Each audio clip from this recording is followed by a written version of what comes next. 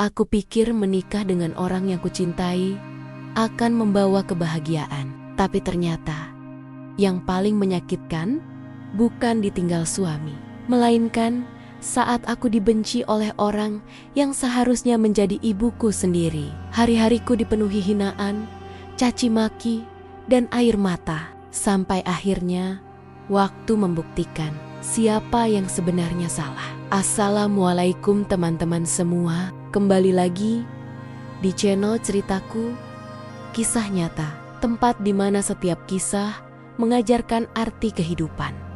Sebelum lanjut ke ceritanya, jangan lupa untuk tekan tombol like, komen, dan subscribe supaya kamu gak ketinggalan kisah nyata lainnya yang penuh pelajaran hidup.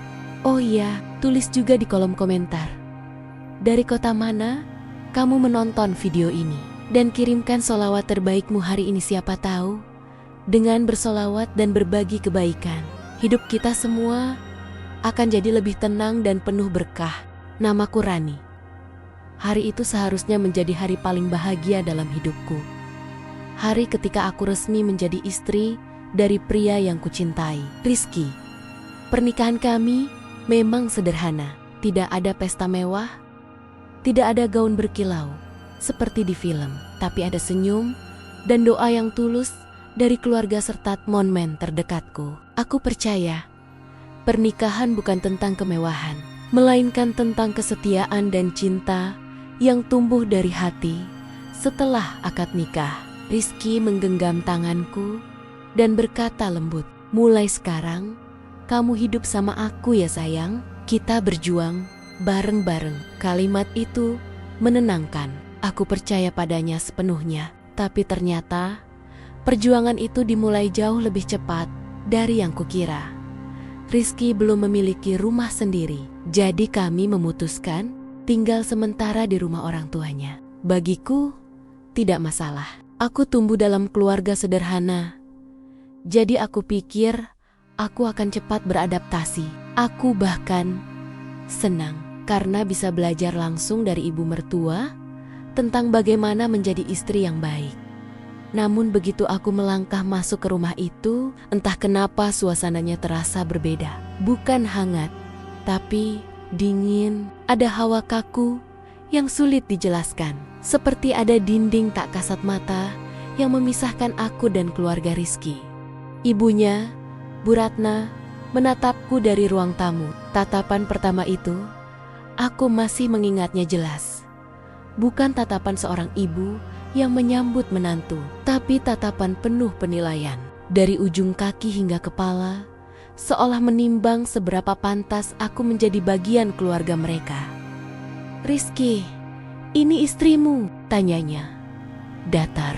"Iya, Bu." Ya sudah, semoga dia betah di sini." Nada suaranya membuat dadaku sesak. Kalimat yang seharusnya terdengar seperti doa, malah terasa seperti ancaman halus. Aku tersenyum sopan, mencoba menyembunyikan rasa gugupku. "Insya Allah, Bu, saya akan berusaha menyesuaikan diri," kataku pelan. Namun hari pertama itu sudah cukup membuatku sadar.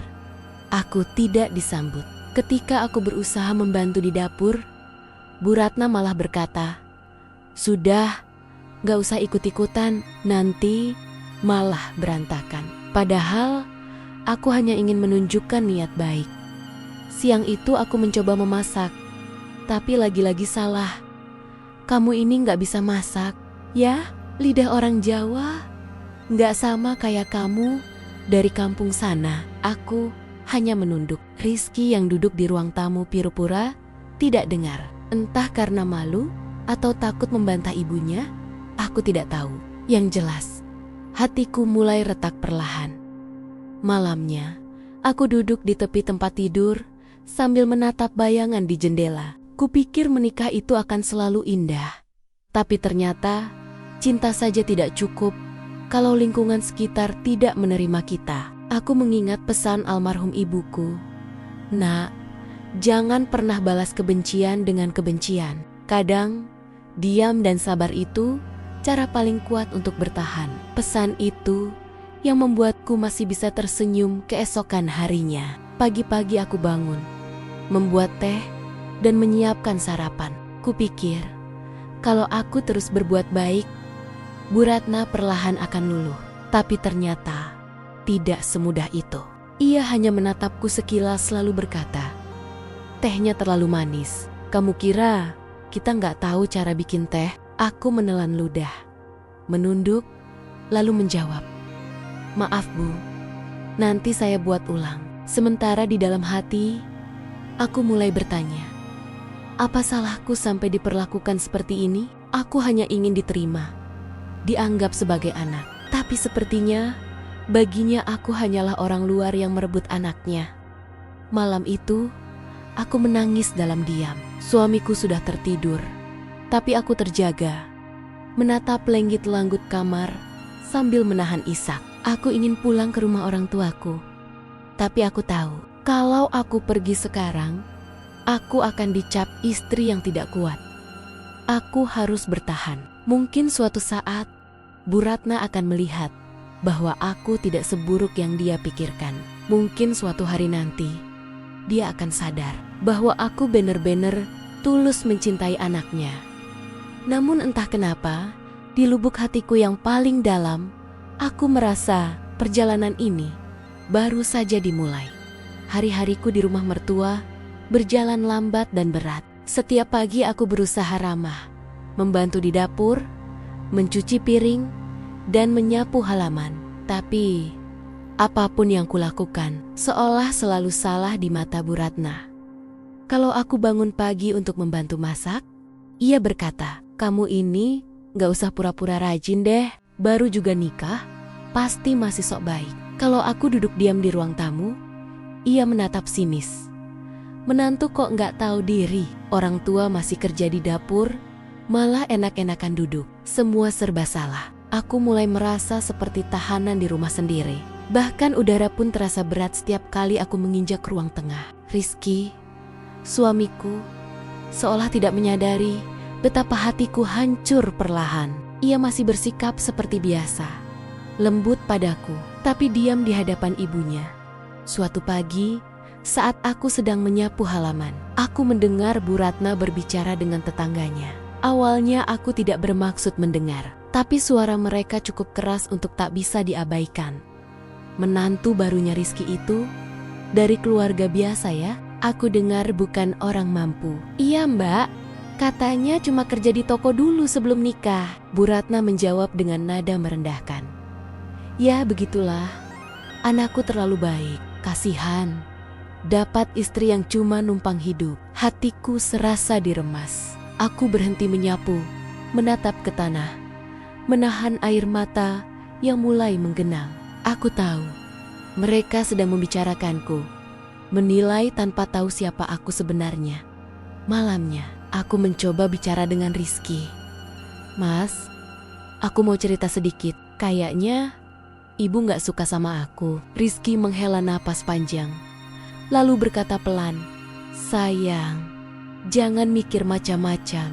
Ibu emang kayak gitu orangnya. Nggak suka basa-basi. Tapi Mas, ibu sering ngomong hal yang nyakitin aku. Bahkan di depan orang lain." Rizky menatapku, tapi tatapannya lelah. "Sabar ya Ron. Aku nggak mau suasana makin panas. Mungkin kamu aja yang terlalu sensitif." Kata sensitif itu seperti pisau yang menembus dadaku. Bukannya dipahami, aku malah disalahkan karena merasa sakit hati. Padahal aku hanya butuh seseorang yang membelaku. Hari demi hari, perlakuan Bu Ratna makin menjadi. Aku pernah menyiapkan makan siang untuk semua orang. Tapi ketika Rizky datang, Bu Ratna berkata dengan nada menyindir, "Kamu jangan makan dulu, Kai.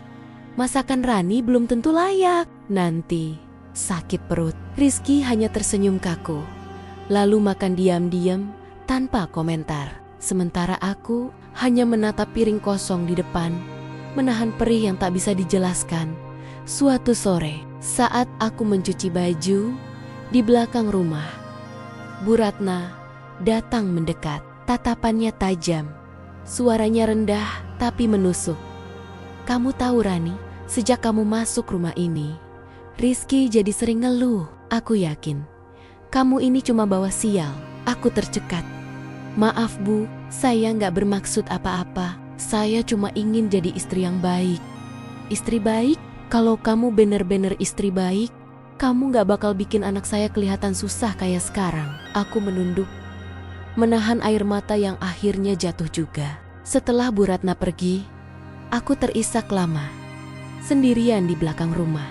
Tanganku masih menggenggam sabun dan baju basah, tapi hatiku sudah seperti runtuh seluruhnya. Aku mulai bertanya-tanya, kenapa hidupku jadi begini? Apa aku memang pantas dibenci hanya karena bukan dari keluarga kaya? Atau karena aku tidak memenuhi ekspektasinya sebagai menantu sempurna? Namun, di tengah rasa sedih itu, aku berjanji pada diriku sendiri, aku tidak akan menyerah. Aku akan tetap bersikap baik, seburuk apapun perlakuan yang kuterima. Karena aku percaya, Tuhan selalu melihat niat seseorang. Dan jika aku tulus, suatu hari nanti, semua kebenaran akan terungkap. Sudah berbulan-bulan, aku tinggal di rumah mertua. Tapi suasana tidak pernah berubah. Setiap pagi, aku mencoba berbuat baik. Tapi setiap malam, aku menangis dalam diam. Aku mulai terbiasa hidup dalam dinginnya sikap Bu Ratna. Tapi hatiku tetap tidak pernah benar-benar kebal. Sampai suatu hari, sesuatu terjadi. Hal yang akhirnya memisahkan aku dan Rizky. Pagi itu, Rizky sedang bersiap berangkat kerja. Aku membuatkan sarapan. Nasi goreng sederhana dan teh hangat. Bu Ratna duduk di meja makan, memperhatikanku dengan tatapan penuh arti. Aku pura-pura tidak peduli. Tapi ketika Rizky sudah keluar, tiba-tiba Bu Ratna menatapku tajam dan berkata pelan, "Kamu pikir aku nggak tahu apa yang kamu lakukan di belakang anakku?" Aku terkejut. "Maksud ibu apa?" tanyaku bingung. "Jangan pura-pura, aku lihat sendiri. Kamu ngobrol akrab sama tetangga laki-laki itu. Kemarin sore, aku tersentak. Aku memang sempat berbicara dengan Pak Rudi, tetangga sebelah yang lebih tua, dan hanya menanyakan resep kue. Tapi Bu Ratna langsung menuduh hal yang tak masuk akal. Aku mencoba menjelaskan. "Bu, demi Allah, saya nggak ada maksud apa-apa. Saya cuma..." "Cukup," potongnya. "Aku nggak butuh penjelasanmu. Aku tahu tipe perempuan seperti kamu." Kata-kata itu seperti cambuk di wajahku. Air mataku mengalir tanpa bisa kutahan. Aku hanya bisa terdiam, menatap lantai. Hari itu, untuk pertama kalinya, aku merasa benar-benar sendirian. Malamnya, Bu Ratna bicara dengan Rizky. Aku mendengar dari balik pintu kamar. Suaranya cukup keras untuk terdengar jelas. "Rizky, kamu hati-hati sama istrimu itu. Aku lihat sendiri, dia genit sama tetangga." "Ibu, nggak mungkin, Rani nggak seperti itu," jawab Rizky. Suaranya lelah tapi masih lembut. "Kamu itu dibutakan cinta. Aku ini ibumu, Kai. Aku tahu mana perempuan baik dan mana yang penuh tipu daya." Hatiku hancur mendengarnya. Aku ingin keluar dan membela diri. Tapi aku tahu, jika aku melawan, semuanya akan jadi lebih buruk. Aku memilih diam, berdoa agar Rizky percaya padaku. Tapi beberapa hari kemudian, aku merasakan ada jarak antara aku dan Rizky. Dia mulai jarang mengajakku bicara. Pulang kerja, dia lebih banyak diam. Bahkan, senyumnya yang dulu menenangkan, kini terasa hambar. "Mas, kamu kenapa? Ada masalah di kantor?" "Tator," tanyaku, lembut. "Enggak, Ron. Aku cuma capek aja." "Kamu yakin? Enggak ada yang ibu bilang ke kamu?" Rizky terdiam lama, lalu menjawab pelan. "Tron, kamu enggak ada ngomong sama Pak Rudi kemarin sore?" Aku tercekat. "Mas, aku cuma ngobrol sebentar. Nanya soal resep roti, itu pun di depan rumah. Enggak ada maksud apa-apa." "Iya, aku tahu. Tapi ibu lihat sendiri, Ron. Kamu tahu kan, ibu gampang salah paham." Aku menatapnya. Air mataku mulai menetes. "Jadi kamu percaya ibu, bukan aku?" Rizky menunduk. "Bukan gitu maksudku. Aku cuma gak mau ada masalah, Ron. Tolong, jangan bikin ibu tersinggung lagi. Kalimat itu membuatku ingin berteriak. Tapi suaraku tercekat. Aku ingin berkata bahwa akulah yang tersinggung, bahwa akulah yang disakiti, tapi semua sia-sia. Aku hanya bisa menatapnya dan menyadari bahwa perlahan aku mulai kehilangan suamiku. Hari-hari berikutnya semakin sepi. Rizky lebih sering pulang larut, katanya lembur. Bu Ratna malah makin sering menyindirku. Aku mencoba tetap kuat, tapi setiap malam aku menangis sendirian. Kupeluk sajadahku, berdoa dalam tangis, "Ya Allah, kalau memang aku harus sabar, kuatkan aku. Tapi kalau semua ini ujian, tunjukkanlah kebenaran-Mu." Dan seolah Tuhan mendengar doaku, beberapa minggu kemudian, ada sebuah peristiwa yang akhirnya membuka segalanya dan mengubah jalan hidupku selamanya.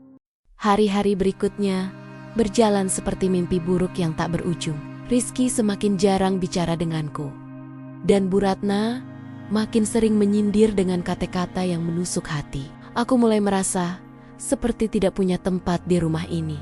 Setiap kali aku mencoba bicara, selalu saja ditolak. Aku hanya bisa memendam semuanya dalam diam.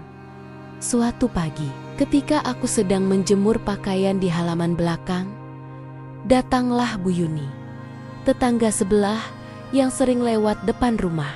Ia tersenyum hangat dan menyapaku. "Rani, kamu kuat banget ya. Aku lihat kamu tiap hari kerja terus, nggak pernah marah, meskipun sering dimarahin." Aku terkejut, sedikit malu. "Ibu tahu dari mana?" tanyaku pelan. "Ah, kamu nggak usah pura-pura, Nak. Tadi malam aku dengar Bu Ratna ngomel di depan rumah. Tapi aku juga tahu kok, yang ibu lihat waktu kamu ngobrol sama Pak Rudi itu cuma salah paham. Aku ada di sana waktu itu. Kamu cuma nanya soal tepung kan?" Aku tercekat, mataku langsung berkokek-koka. "Iya Bu, tapi Bu Ratna salah paham dan malah nuduh yang enggak. Sudahlah Nak, tenang aja, kebenaran pasti bakal kelihatan sendiri." Aku mengangguk. Kata-kata Bu Yuni terasa seperti pelukan kecil yang menenangkan hatiku.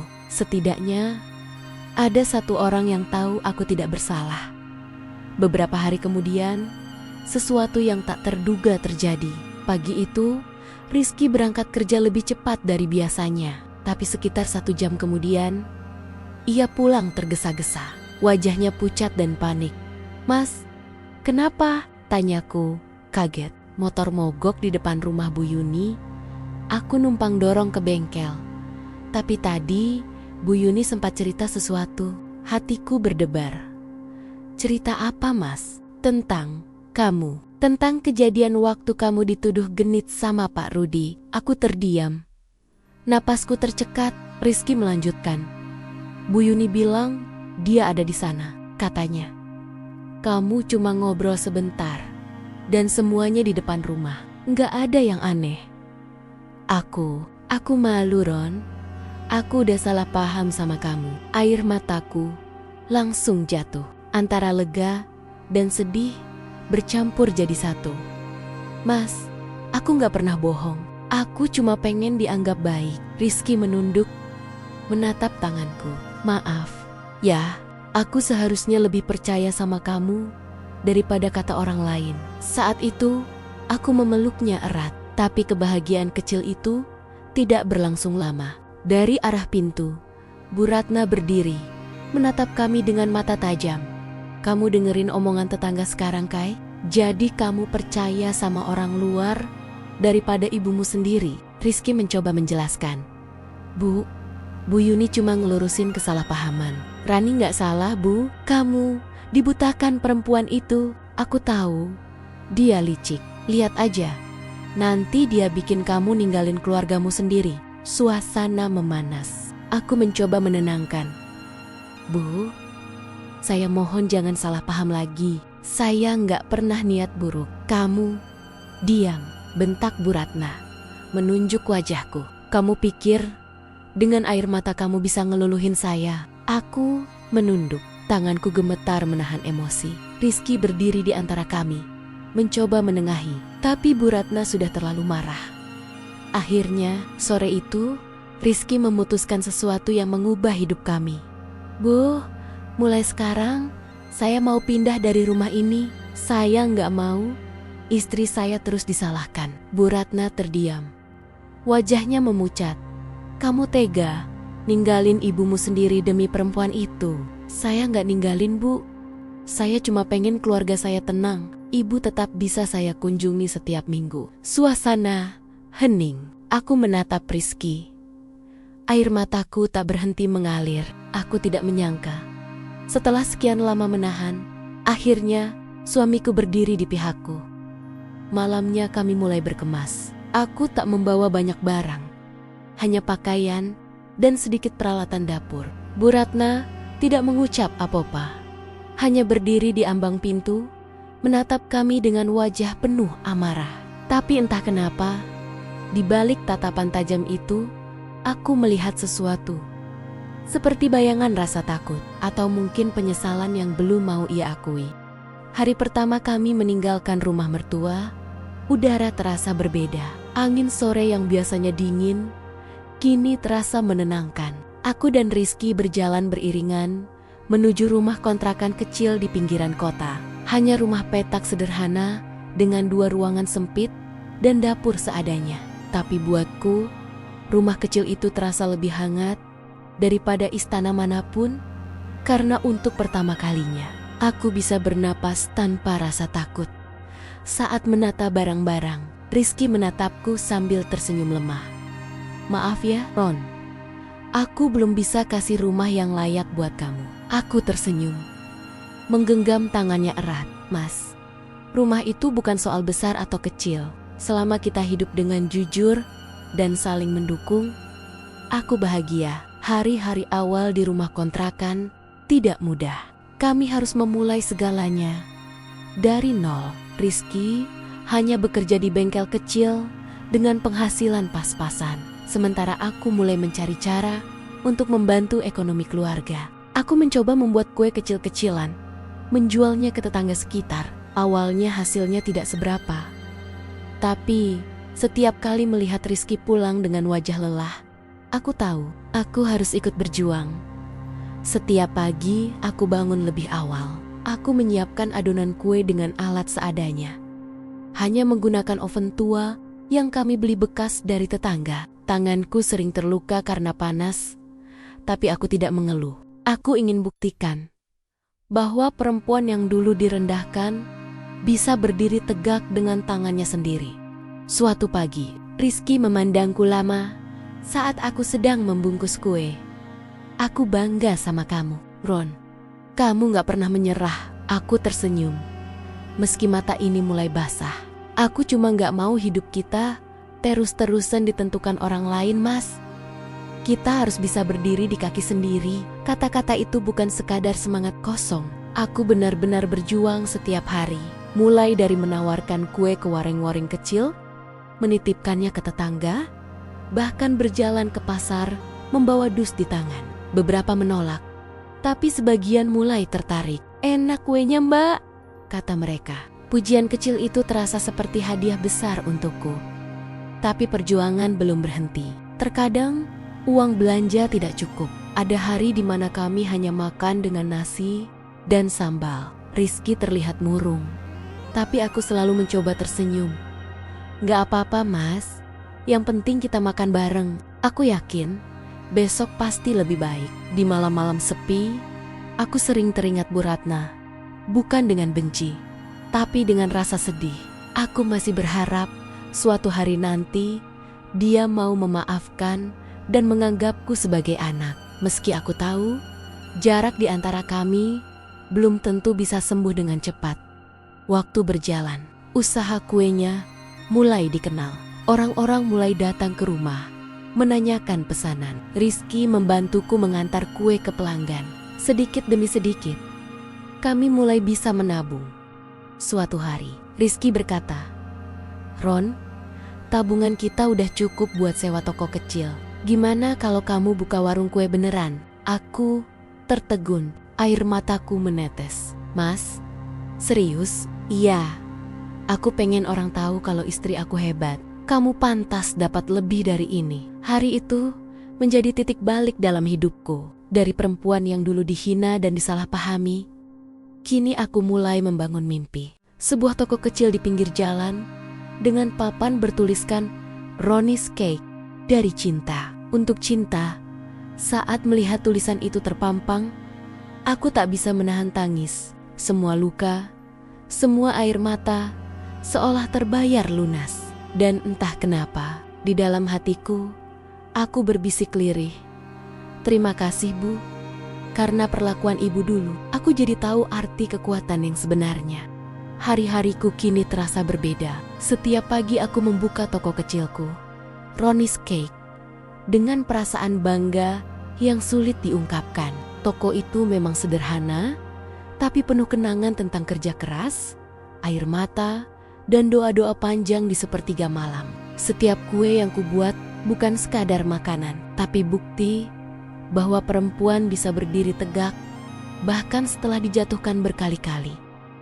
Pelangganku mulai banyak. Ada ibu-ibu yang suka pesan untuk arisan, anak muda yang datang beli roti, bahkan ada pelanggan tetap yang selalu datang setiap pagi hanya untuk membeli bolu kukus buat sarapan. Setiap kali melihat mereka tersenyum, hatiku hangat. Aku mulai percaya bahwa hidup yang dulu kelam bisa berubah menjadi indah bila dijalani dengan sabar. Rizky pun tampak bahagia. Ia berhenti bekerja di bengkel dan mulai membantuku di toko. Kami tertawa lagi seperti dulu. Kadang, saat malam tiba, ia memelukku dan berkata, "Ron, lihat kan?" Aku bilang, "Apa? Tuhan nggak pernah tidur. Kamu sabar, kamu ikhlas, dan sekarang semua terbayar." Aku hanya tersenyum, menatap wajahnya yang tampak lebih dewasa. Ya, perjuangan kami memang belum selesai, tapi untuk pertama kalinya aku merasa tenang. Namun, seperti yang sering orang bilang, hidup tak selamanya berjalan mulus. Beberapa bulan kemudian, kabar tentang toko kami menyebar. Banyak yang memuji, tapi tak sedikit pula yang iri. Suatu hari, datang seorang wanita paruh baya ke toko. Ia memperkenalkan diri sebagai teman lama Bu Ratna. Aku menyapanya sopan, tapi dari caranya bicara, aku tahu ada pesan terselubung. "Rani, kamu hebat juga ya. Aku dengar kamu buka usaha sendiri, tapi hati-hati loh, jangan lupa diri. Dulu kamu itu cuma menantu yang bikin masalah kan?" Aku tersenyum, menahan diri agar tak terpancing. "Iya Bu, saya masih belajar. Semoga Allah jaga hati saya." "Hei, semoga aja." Ibumu Rizky itu sering cerita. Katanya, kamu sombong sekarang. Kalimat itu menohok. Aku tahu hanya satu orang yang bisa menyebarkan cerita seperti itu, Bu Ratna. Ternyata, meskipun kami sudah lama tidak tinggal bersama, bayangannya masih menghantui hidupku. Malam itu aku tidak bisa tidur. Aku menatap Rizky yang sudah terlelap, lalu berbisik pada diri sendiri. "Kenapa Bu? Kenapa Ibu masih belum bisa maafin aku?" Beberapa hari kemudian, hujan turun deras. Aku sedang menutup toko ketika ponselku berdering. Panggilan dari tetangga lama. "Rani, kamu harus ke rumah Bu Ratna sekarang. Beliau jatuh pingsan." Nggak ada orang di rumah. Darahku serasa berhenti mengalir. Tanpa pikir panjang, aku langsung menjemput Rizky dan kami bergegas ke sana. Hujan mengguyur deras, tapi aku tak peduli. Begitu sampai di rumah itu, tubuh Bu Ratna sudah terbaring di ruang tamu. Wajahnya pucat, tangannya dingin. "Bu, Ibu, kenapa?" seruku panik sambil menggenggam tangannya. Matanya terbuka perlahan, menatapku samar. "Rani, kamu datang juga?" "Iya Bu, saya di sini." "Ibu, tenang aja ya, kita bawa ke rumah sakit." Aku menangis sambil membantu Rizky mengangkat tubuhnya. Di tengah perjalanan, aku hanya bisa berdoa, "Ya Allah, tolong jangan ambil dia dulu." Aku belum sempat minta maaf kalau pernah salah. Di rumah sakit, dokter bilang Bu Ratna kelelahan dan tekanan darahnya turun drastis. Ia butuh perawatan. Tapi kondisinya mulai membaik. Aku duduk di samping tempat tidurnya sepanjang malam, memegang tangannya erat. Mungkin inilah cara Tuhan mempertemukan kami lagi. Bukan dalam amarah, tapi dalam kesempatan untuk saling memaafkan. Pagi harinya, ketika Bu Ratna terbangun, ia menatapku lama. Air mata mengalir di pipinya. "Rani, maafkan ibu, nak. Ibu salah. Selama ini, ibu salah menilai kamu. Aku tak bisa berkata apa-apa." Air mataku mengalir deras. Ku peluk tangannya sambil berbisik, "Nggak apa-apa, Bu. Saya juga minta maaf kalau pernah salah. Saya cuma pengen ibu sehat." Dan untuk pertama kalinya sejak aku menikah, aku merasakan pelukan Bu Ratna yang tulus. Pelukan yang selama ini selalu aku tunggu, tapi tak pernah kudapatkan. Kini, di bawah cahaya pagi yang masuk lewat jendela rumah sakit, pelukan itu terasa seperti jawaban dari semua doa yang pernah kupanjatkan. Pagi itu, sinar matahari menembus jendela kamar rumah sakit dengan lembut. Bu Ratna terbaring lemah di ranjang, tapi wajahnya terlihat jauh lebih tenang dibanding kemarin. Aku duduk di kursi sebelahnya, menggenggam tangannya pelan. Di dada ada perasaan hangat yang sulit dijelaskan. Perasaan yang campur aduk antara lega, haru, dan cinta yang selama ini tertahan. Rizky datang membawa bubur hangat. "Bu, makan dulu ya, biar cepet pulih," katanya lembut. Bu Ratna menatapnya, lalu memandangku dengan mata berkaca-kaca. "Ibu pengen Rani yang nyuapin." Aku terdiam, hampir tak percaya dengan apa yang baru ku dengar. Rizky tersenyum, lalu menyerahkan mangkuk itu padaku. Tanganku gemetar ketika menyuapi sendok pertama. Bu Ratna memakannya perlahan, lalu berkata dengan suara serak, "Rasanya enak, nak. Kayak masakan kamu dulu yang sering ibu remehkan." Air mataku menetes tanpa bisa kutahan. "Bu, saya nggak pernah nyimpen dendam. Saya cuma pengen ibu tahu, saya sayang sama ibu." Ia menggenggam tanganku erat, lalu menangis. Tangisan yang bukan karena sakit, tapi karena penyesalan yang menumpuk bertahan-tahan. Beberapa hari setelahnya, Bu Ratna diizinkan pulang. Tapi kali ini, ia menolak untuk kembali ke rumah lamanya. "Aku pengen tinggal sama Rani dan Rizky dulu, boleh?" katanya pelan. Aku menatap Rizky, dan kami berdua langsung mengangguk. "Boleh, Bu. Rumah kami kecil, tapi insya Allah cukup buat kita bertiga." Hari-hari berikutnya jadi awal yang baru bagi kami. Bu Ratna kini jauh berbeda. Ia membantu di toko kecilku, Ronnie's Cake. Kadang ia duduk di depan toko sambil menyapa pelanggan. Kadang membantuku membungkus pesanan. Setiap kali melihatnya tersenyum, aku merasa seperti melihat sosok ibu yang selama ini hilang dari hidupku. Suatu sore, saat toko hampir tutup, Bu Ratna memandang papan nama toko itu lama sekali. Tulisan Ronnie's Cake, dari cinta, untuk cinta terpantul indah di matanya. "Rani, nama ini bagus banget," katanya. Aku tersenyum.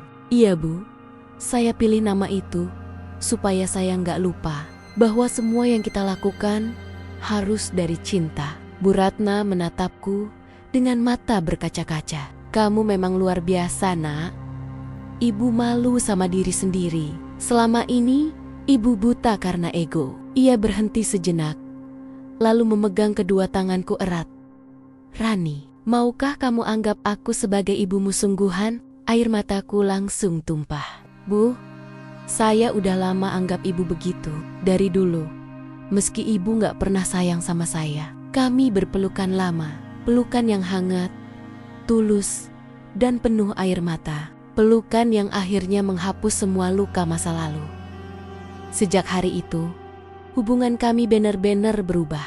Bu Ratna sering mendoakan aku dan Rizky. Ia bahkan sering bilang ke pelanggan toko, "Semua kue di sini enak karena dibuat dengan doa dan hati bersih." Aku hanya bisa tersenyum setiap kali mendengarnya. Rasanya tak percaya. Wanita yang dulu menghina dan menyakitiku, kini menjadi orang yang paling membelaku. Suatu malam, setelah toko tutup, Rizky memelukku dari belakang dan berbisik, "Aku bangga sama kamu, Ron. Kamu gak cuma nyembuhin ibu, tapi juga nyembuhin keluarga kita." Aku menatapnya dan tersenyum pelan. "Semua ini bukan karena aku, Mas, tapi karena Allah yang lembut mengatur segalanya. Kalau kita sabar, setiap luka pasti punya waktunya untuk sembuh." Dan malam itu, untuk pertama kalinya dalam waktu yang lama, aku merasa benar-benar bahagia. Tidak ada lagi air mata yang menetes karena luka. Hanya air mata syukur karena cinta yang akhirnya tumbuh kembali. Beberapa bulan setelah Bu Ratna tinggal bersama kami, hidup terasa begitu damai. Setiap pagi ia membantu menyiapkan bahan kue. Dan setiap malam, kami makan bersama di meja kecil yang penuh tawa. Kadang, aku memandangi wajahnya lama-lama, keriput di sudut matanya, senyum lembut yang dulu jarang kulihat. Aku merasa seperti diberi kesempatan kedua oleh Tuhan. Kesempatan untuk punya seorang ibu lagi. Namun, seperti langit yang tak selalu cerah, Tuhan ternyata masih ingin menguji kami sekali lagi. Suatu pagi, Bu Ratna mengeluh pusing dan tubuhnya terasa lemah. Awalnya aku pikir hanya kelelahan, tapi ketika wajahnya mulai pucat, aku panik. "Bu, kita ke dokter ya?" Ia menolak dengan lembut. "Gak usah, Rani. Ibu cuma butuh istirahat." Tapi aku tahu, ini bukan sekadar lelah. Ada sesuatu yang salah. Rizky akhirnya memaksa membawa beliau ke rumah sakit. Beberapa jam kemudian, dokter keluar dengan wajah serius. "Kami sudah periksa. Bu Ratna mengalami komplikasi jantung, butuh perawatan intensif." Dunia serasa berhenti berputar. Aku menatap Rizky, dan kami berdua langsung masuk ke ruang rawat. Di sana, Bu Ratna terbaring dengan selang oksigen di hidungnya. Wajahnya tenang, tapi aku tahu, di balik ketenangan itu, ada rasa sakit yang luar biasa. Aku duduk di sampingnya, menggenggam tangannya erat. "Bu, tolong kuat ya, ibu belum boleh pergi." Ia menatapku pelan. Senyum kecil muncul di bibirnya. "Rani, kalau nanti ibu gak ada, tolong jaga Rizky ya, dan jangan berhenti buat kue. Itu yang bikin kamu bahagia kan?" Air mataku langsung jatuh. "Jangan ngomong gitu, Bu. Saya gak siap kalau ibu pergi." Ia menggeleng lemah. "Gak ada yang abadi, Nak. Tapi ibu bersyukur. Sebelum pergi, ibu sempat peluk kamu. Sempat bilang maaf. Itu sudah lebih dari cukup." Aku menangis seyada-jadenia malam itu. Rizky memelukku erat, mencoba menenangkan, meski matanya juga basah. Kami bergantian menjaga Bu Ratna sampai berhari-hari di rumah sakit. Suatu malam, ketika aku sedang membaca Al-Quran di sampingnya, Bu Ratna terbangun. Ia menatapku dengan pandangan teduh, lalu berkata pelan, "Rani, terima kasih ya, Nak. Kamu bukan cuma menantu, tapi malaikat buat ibu." Aku memegang tangannya yang mulai dingin. "Ibu jangan ngomong gitu. Saya gak sekuat itu, Bu. Kamu lebih kuat dari yang kamu pikirkan. Ibu bangga sama kamu." Beberapa menit setelah itu, Bu Ratna menutup matanya. Senyumnya masih tersungging di bibir, dan napasnya perlahan terhenti. Waktu seolah berhenti bersamaan dengan detak jantungnya. Aku menjerit pelan, memeluk tubuhnya yang kini tak bernyawa. Air mataku mengalir deras, tapi di sela tangisku ada rasa syukur yang tak bisa dijelaskan. Syukur karena Tuhan memberiku kesempatan untuk memaafkan dan disayangi sebelum kehilangan. Pemakaman berlangsung sederhana. Banyak orang datang. Bahkan tetangga lama yang dulu sempat mendengar konflik kami ikut menundukkan kepala. Sebelum jenazah diturunkan ke liang lahat, aku berbisik di samping peti, "Terima kasih, Bu. Karena dulu ibu benci, saya belajar sabar. Karena ibu marah, saya belajar kuat. Dan karena ibu akhirnya mencintai saya belajar arti maaf yang sesungguhnya." Sore itu, langit berwarna oranye keemasan. Aku berdiri memandangi nisan yang baru ditutup tanah. Rizky menggenggam tanganku erat. Kami diam lama, membiarkan angin sore membawa doa-doa kecil yang keluar dari hati kami. Dan di dalam diam itu, aku sadar, kadang cinta tak datang dengan pelukan pertama. Kadang, cinta justru tumbuh dari luka yang saling disembuhkan. Sejak hari pemakaman itu, rumah terasa jauh lebih sepi. Tidak ada lagi suara langkah Bu Ratna di pagi hari, tidak ada aroma teh hangat yang biasanya ia buat sebelum toko dibuka. Yang tersisa hanyalah keheningan dan kenangan yang menempel di setiap sudut ruangan. Terkadang aku masih memanggilnya tanpa sadar. Bu, ini kue barunya udah matang. Lalu aku berhenti, menatap kosong ke arah kursi tempat beliau biasa duduk. Kursi itu kini kosong. Tapi entah kenapa, setiap kali aku memandangnya, aku selalu merasa seolah beliau masih di sana, tersenyum, memperhatikanku dari jauh.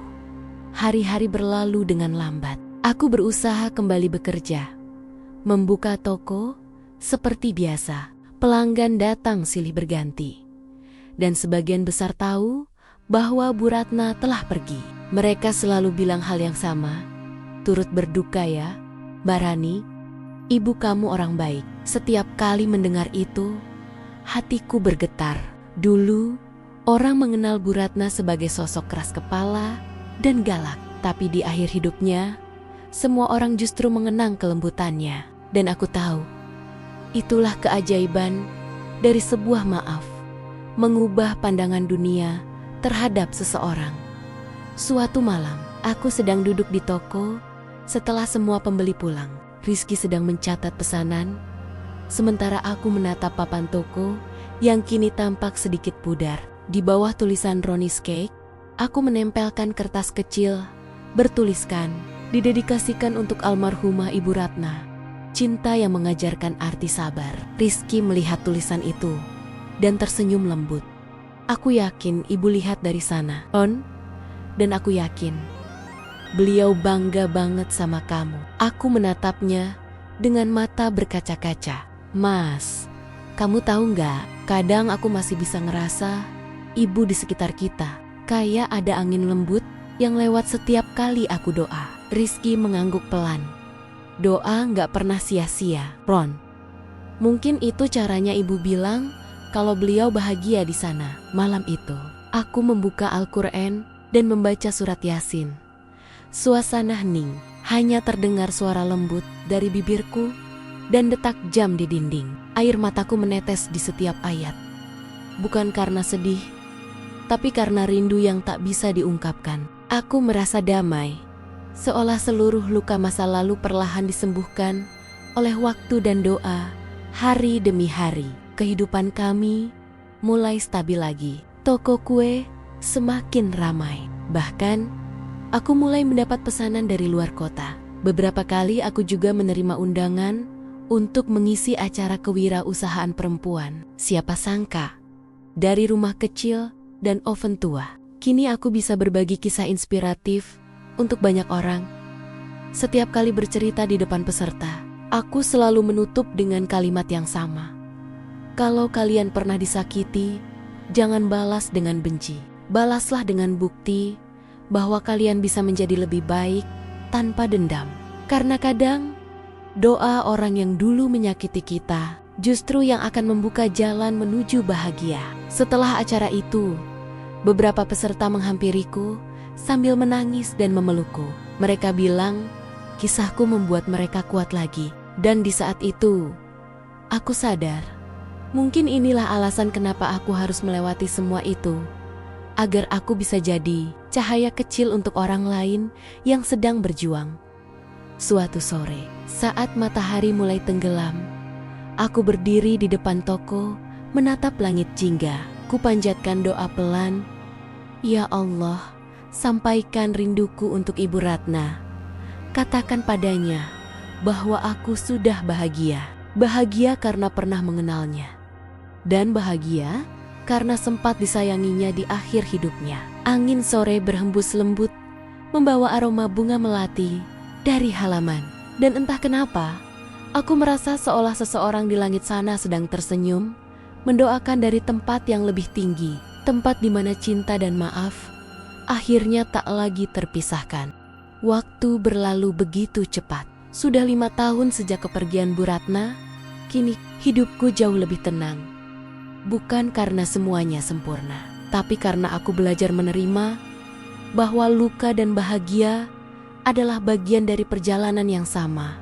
Usaha kue yang dulu hanya berawal dari dapur kecil, kini telah berubah menjadi toko besar dengan 3 cabang. Setiap cabang punya nama yang sama, Ronnie's Cake, dari cinta untuk cinta. Setiap kali aku melihat nama itu, aku selalu teringat perjalanan panjang yang kulalui. Dari air mata, fitnah, sampai akhirnya menjadi senyum yang tulus. Rizky kini menjadi suami yang jauh lebih lembut. Setiap kali melihatku sibuk di toko, ia selalu membantu, tanpa pernah mengeluh. Kadang, ia suka bercanda. Dulu kamu cuma jual kue di kota kecil, sekarang aku jadi suami bos besar. Aku tertawa pelan dan menjawab, bos besar? Enggak. Aku cuma istri yang beruntung, punya suami yang gak pernah nyerah bareng aku. Kami hidup sederhana, tapi bahagia. Tak ada lagi perdebatan, tak ada air mata karena salah paham. Yang ada hanya rasa syukur setiap kali membuka mata di pagi hari. Suatu sore, aku duduk di ruang tamu sambil menatap foto Bu Ratna yang kupajang di dinding. Di bawah fotonya tertulis kutipan kecil, "Maaf adalah bentuk cinta tertinggi." Aku tersenyum setiap kali membacanya. Foto itu bukan hanya kenangan, tapi pengingat bahwa kebencian bisa berubah jadi kasih, asal ada kesabaran dan hati yang mau mengalah. Kadang, aku berbicara sendiri di depan foto itu. Bu, lihat deh, usaha kita makin ramai. Banyak orang bilang kue kita beda. Katanya, rasanya kayak dibuat dengan hati. Saya tahu, Bu, sebagian besar karena doa ibu juga. Setiap kali aku mengatakan itu, ada perasaan damai yang menenangkan hati. Mungkin benar kata orang, doa seorang ibu tak berhenti, bahkan setelah ia tiada di tahun ke-5 sejak beliau berpulang. Aku dan Rizky memutuskan untuk membuka panti kecil di dekat toko kami. Namanya Rumah Harapan Ibu Ratna. Di sana, kami membantu ibu-ibu tunggal yang berjuang membesarkan anak-anaknya. Kami ajari mereka membuat kue, menghitung modal, dan menjual hasilnya. Beberapa dari mereka bahkan kini sudah punya usaha sendiri. Setiap kali aku melihat mereka tertawa sambil menguleni adonan, hatiku terasa hangat, seolah aku melihat diriku sendiri di masa lalu. Lelah, rapuh, tapi berjuang tanpa menyerah. Suatu hari, seorang ibu dari panti menghampiriku sambil menangis. "Mbak Rani, terima kasih ya. Gara-gara Mbak, saya bisa mulai lagi. Saya dulu juga dibenci mertua, tapi sekarang saya mau maafin mereka." Aku tersenyum dan memeluknya pelan. "Gak perlu terima kasih, Bu. Saya cuma meneruskan apa yang Bu Ratna ajarkan. Jangan simpan benci terlalu lama, karena nanti yang sakit justru kita sendiri." Malamnya, aku dan Rizky duduk di teras sambil menikmati udara malam. Bintang-bintang bersinar terang dan angin bertiup lembut. Aku bersandar di bahunya dan berbisik, "Mas, aku bahagia." Ia menatapku, tersenyum kecil. Akhirnya, ya Ron, semua luka itu memang gak sia-sia. Karena dari luka itu, kita belajar mencintai dengan benar. Aku mengangguk pelan, lalu menatap langit. Seolah di antara bintang-bintang itu, ada satu cahaya yang bersinar paling lembut. Dan di hatiku, aku tahu itu adalah doa dari Bu Ratna. Doa dari langit yang menjaga kami, menuntun kami, dan memastikan bahwa cinta, maaf, dan kesabaran selalu punya tempat di hati yang pernah terluka. Dan malam itu, dengan angin lembut yang membawa aroma kue dari toko, aku tahu Inilah bahagia yang sempurna, bukan karena semua luka hilang, tapi karena setiap luka kini berubah menjadi cinta yang tak akan pernah pudar. Kadang, hidup mengajarkan kita arti cinta, bukan dari pelukan yang hangat, tapi dari luka yang membuat kita belajar memaafkan. Rani pernah dibenci, disalahpahami, bahkan ditinggalkan. Tapi ia memilih untuk tetap sabar, bukan karena lemah, melainkan karena ia percaya bahwa Tuhan selalu menyiapkan akhir yang indah untuk hati yang tulus. Kini, semua air mata telah berganti senyum, semua luka berubah jadi pelajaran, dan setiap doa dari langit menjadi cahaya yang menuntun Rani menuju bahagia yang sesungguhnya. Karena pada akhirnya, tidak ada yang lebih indah dari cinta yang lahir dari maaf dan bahagia yang tumbuh dari kesabaran. Terima kasih sudah menonton ceritaku kisah nyata. Jangan lupa tinggalkan jejakmu di kolom komentar. Tulis dari mana kamu menonton dan bagikan kisah ini agar lebih banyak hati yang belajar memaafkan. Sampai jumpa di kisah nyata berikutnya, di mana luka dan cinta kembali bertemu dalam takdir yang tak pernah kita duga.